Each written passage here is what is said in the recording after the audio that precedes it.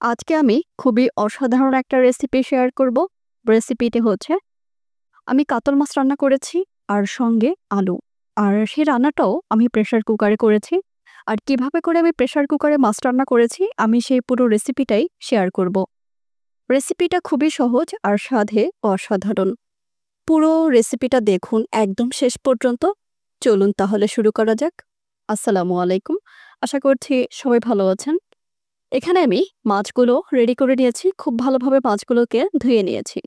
এরপরে এখানে আমি আলু দিয়ে দিয়েছি। একটা আলুকে 4 টুকরা করে আমি লম্বা করে কেটে নিয়েছি।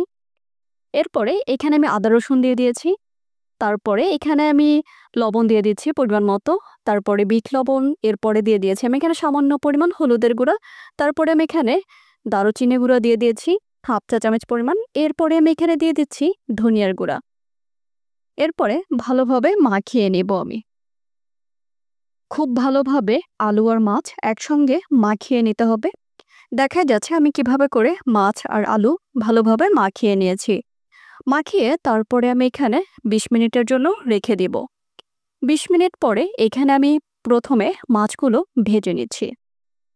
মাছের এপাশ যখন ভালোভাবে ভাজা হয়ে যাবে তারপরে আমি মাছটাকে উল্টিয়ে দেব। উল্টিয়ে মাছটাকে আমি ওপাশও ভালোভাবে ভেজে নিচ্ছি।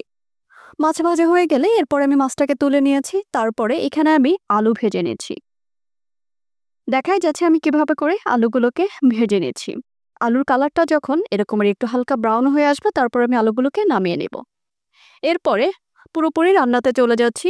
আমি এখানে প্রেসার কুকারের মধ্যে তেল নিয়ে নিয়েছি। তারপর এখানে আমি তেলে পেঁয়াজ ভেজে নিয়েছি।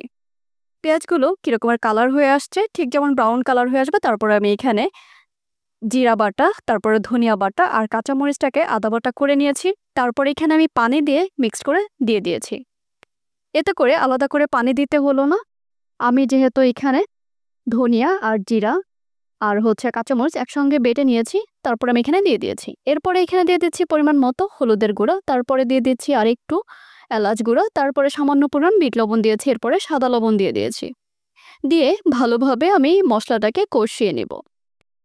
যদিও প্রেসার কুকারে মশলা খুব ভালোভাবে যে কষাতে হবে, যে অন্য সময় আমরা যেভাবে করে মশলা কষিয়ে নিই ঠিক ওরকমটা করার দরকার নেই।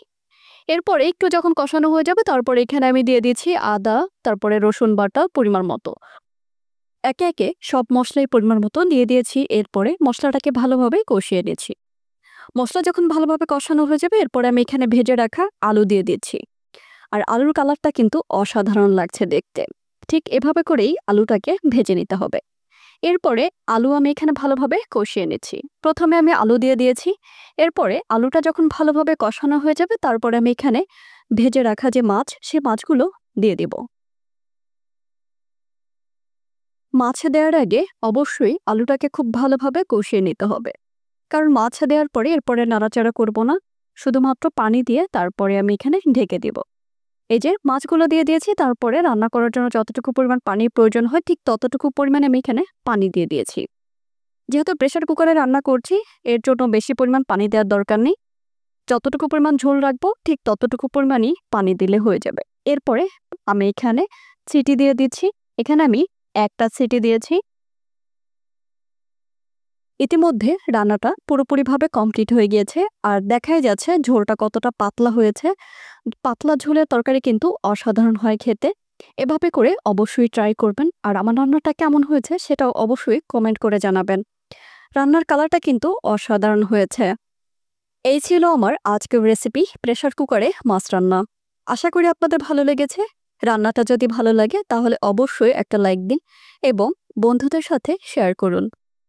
কমেন্টে জানাতে ভুলবেন না আমার রান্নাটা কেমন হয়েছে। পরবর্তী রেসিপিতে আবার দেখা হবে ইনশাল্লাহ। সবাই ভালো থাকবেন, সুস্থ থাকবেন। সবাইকে অসংখ্য ধন্যবাদ আমার ভিডিওটা দেখার জন্য। আল্লাহ হাফেজ।